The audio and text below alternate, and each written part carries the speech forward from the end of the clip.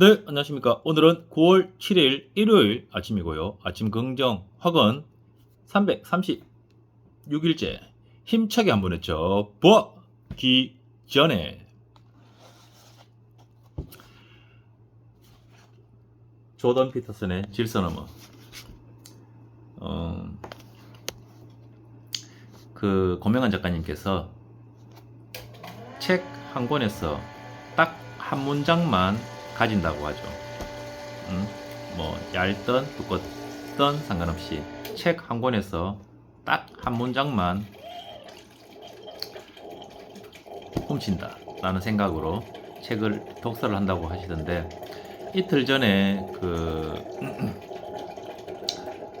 흑 작품 읽으면서 이제 한 문장 뽑았는가 말씀해 주시죠. 고통은 재미다. 저도 그래서 가만 생각을 해보니까 제가 또 잘 따라하죠. 그래서 질서너머 읽으면서 한 문장을 한번 나도 가져보자 라는 생각도 하고 읽었는데, 오늘 책을 보는 중에 유독 진도가 안 나가고 계속 눈에 들어오는 글귀가 있어서, 아직 덜 읽었으니까 145쪽까지 읽은 그 중에는 최고의 한 문장을 뽑으면 목표를 세워라입니다. 목표를 세워라. 목표를 세워라. 읽어보면 기니까 필요한 부분만 읽어보겠습니다. 독신자 파티에서 최연장자가 되는 건 절대 좋은 일이 아니다. 그런 입장이 되면 자포자기의 심정을 멋진 방골기질로 위장하고 신경질적인 초연함과 오만을 드러내기도 한다. 거기에는 피터팬의 네버랜드 같은 대가 있다. 마찬가지로 목표는 없고 재능만 있는 25살, 목표는 없고, 이거 다 읽어야 되겠습니다. 빨리 읽겠습니다. 피터팬이 사랑하는 웬디는 친구인 피터를 좋아하고 존경하지만 어른이 되기로 마음을 정한다. 웬디는 남편을 맞이하고 기꺼이 성숙을, 그것이 암시하는 필멸과 죽음을 받아들인다. 웬디는 성년이 되기 위해 유년의 삶을 희생하기로 선택하지만 그 대가로 실제의 삶을 얻는다. 반면에 피터는 아이로 남는다. 마법의 힘을 지녔다고는 해도 그는 어린아이일 뿐이다. 그렇게 해서 한정되고 유한하고 하나뿐인 삶이 그를 지나쳐간다.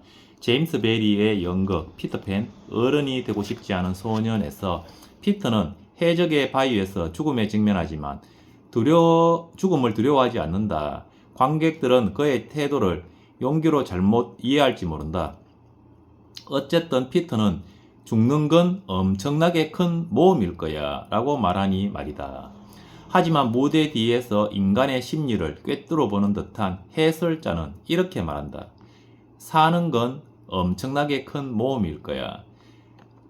피터팬이 죽는 건 엄청나게 모험일 거야 라고 말하는데, 뒤에서 이제 인간의 심리를 꿰뚫어 보는 해설자가 사는 건 엄청나게 큰 모험일 거야 라고 말하고, 그런 뒤 곧바로 하지만 피터는 그걸 절대로 알지 못해 라고 덧붙인다. 피터가 죽음을 두려워하지 않는다고 큰 소리치는 건 용기가 아니라 그에게 기본적으로 자멸적인 성향이 있고 삶을 역겨워한다는 증거다. 그 증거로 그는 어른이 되길 끊임없이 거부한다. 그리고 독신자 파티에서 최연장자가 되는 건 절대 좋은 일이 아니다. 그런 입장이 되면 자포자기의 심정을 멋진 방골 기질로 위장하고 신경질적인 초연함과 오만함을 드러내기도 한다. 거기에는 네버랜드 같은 대가 있다. 마찬가지로 목표는 없고 재능만 있는 25살 젊은이의 매력적인 잠재성은 30살이는 절망적이고 애처로워 보이고 40살이 되면 완전히 만료된다. 여러분은 자신의 다층적인 잠재성을 희생해 실질적인 알맹이를 확보해야 한다. 목표를 세워라. 자신을 단련하라. 그렇지 않으면 비참한 결과를 맞이한다. 과연 어떤 결과일까? 고통으로 가득 차고 의미는 전혀 없는 삶이다. 거기에 지옥보다 더 좋은 표현은 없다. 불교에서 인생은 고통이며 조금은 불명료하지만 힌두교에서도 마찬가지다. 인생은 고통이다. 이 말 인생 고통이다. 그러니까 고통은 재미다. 고명한 작가님 아침 긍정 화근이 생각났습니다. 히브리 성경은 승리의 순간뿐 아니라 유대인의 개인과 민족으로서 당한 고통의 연대순을 보여준다. 이 부분 있다가 목표를 세워라가 계속 눈에 들어오고 또 한번 읽어보고 이러다가 문득 이런 생각이 들었습니다. 제가 요즘에 고 작가님께서 질문을 가지고 다녀라 라고 얘기해서 질문을 가지고 다녔죠. 다니는데 목표를 세워라를 읽고 이렇게 목표를 세워라 생각하다 보니까 문득 이런 생각이 들었습니다. 내가 목표를 세운 게 맞나? 내가 무슨 목표를 가지고 있지? 이런 생각이 들면서 문득 또 이렇게 생각이 들었습니다. 예전에 그 하와이 데저텍에 그 최진석 교수님 나왔을 적에 하대님하고 대화 내용 중에 이런 내용이 있죠. 인간은 생각하지 않는 사람이 생각이라는 걸 하지 않는 사람이 90%가 넘습니다. 넘고 그리고 생각한다고 생각하는 사람이 한 8%, 그리고 생각하는 사람은 한 2%밖에 안 된다고. 정확하지 않습니다. 몇 프로인지는 정확하게 기억이 안 나니까. 아무튼 이렇게 생각하는 사람이 있고 생각하지 않는 사람도 있는데 생각한다고 생각하는 사람이 있더라고요.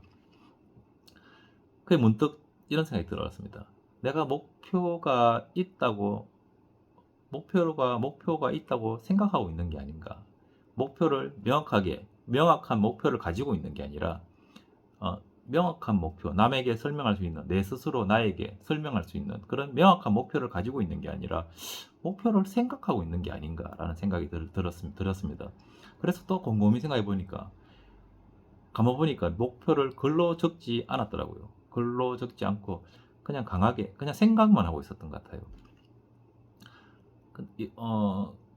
돈의 속성에 김성호 회장님께서 책에 이런 말이 있습니다.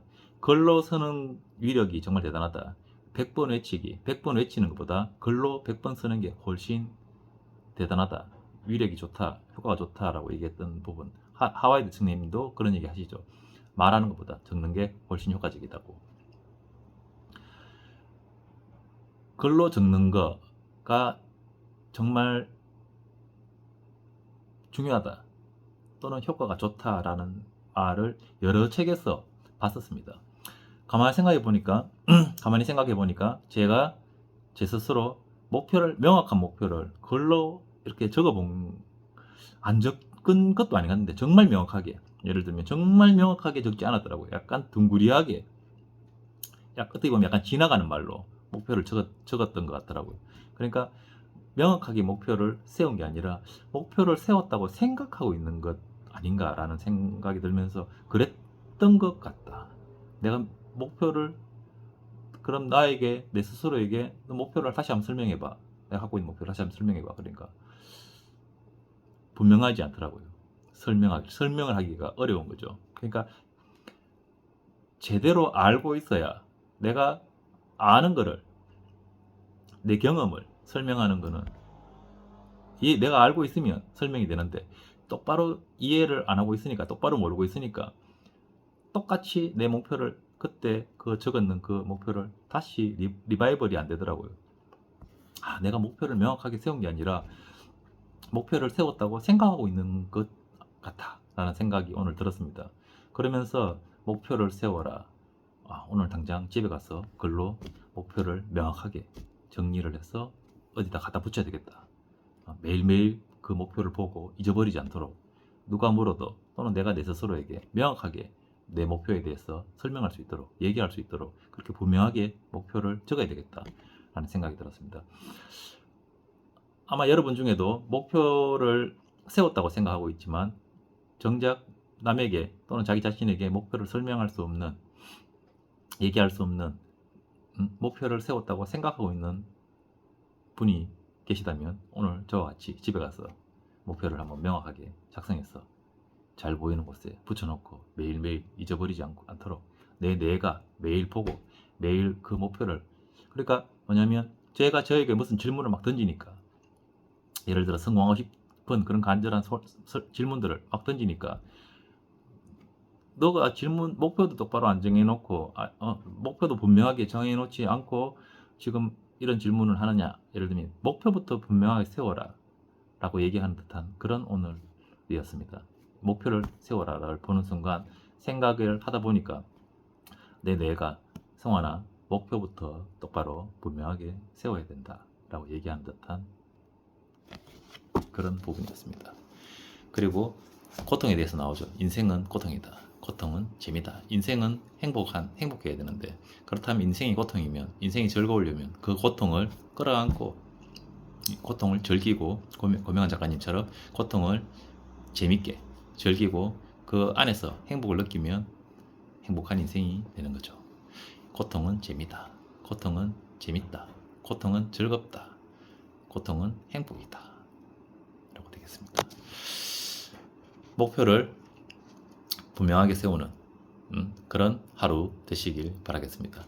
하나, 나는 매일매일 성장하여 그 감사함으로 세상에 이로운 가치를 전달하며 살고 있다. 둘, 나는 매일 아침 긍정 확언으로 열정을 유지했다. 셋, 나는 원하는 것을 매일 100번씩 외쳤더니 모든 것이 이루어졌다. 넷, 나는 매일 아침 운동복을 입고 건강한 신체를 매일 10쪽 독서로 진정한 부의 그릇을 내 안에 쌓았더니 꾸준한 태도와 역량을 갖춘 사람이 됐다. 다섯, 나의 최고의 유희는 독서다. 매일 10쪽씩 책을 읽었더니 나의 최고 유희는 독서다. 여섯, 독서와 글쓰기로 사유의 시선을 높였더니 내 안에 잠든 거인을 깨워 진정한 철학자 상가가 됐다. 일곱, 이런 거인의 풍요로움으로 가고 싶은 장소에 가고 싶은 사람과 가고 싶은 시간에 가는 그런 오늘을 살고 있다. 여덟, 이렇게 나의 시간을 죽음 앞에서 웃을 수 있는 삶을 사는 시간들로 채웠더니 곤자 같은 역량 있는 사람이 됐다. 아홉, 이렇게 고통은 어떻게 하면 고통을 재밌게, 즐겁게, 행복하게 끌어안을 수 있는지 나에게 질문을 던지고 나의 목표를 분명하게 세웠더니 나는 유튜버가 됐고 강사가 됐고 작가가 됐다. 네, 오늘도 저에게 기대와 설렘이 가득한 이런 오늘을 선물해 주셔서 정말 감사합니다. 감사합니다.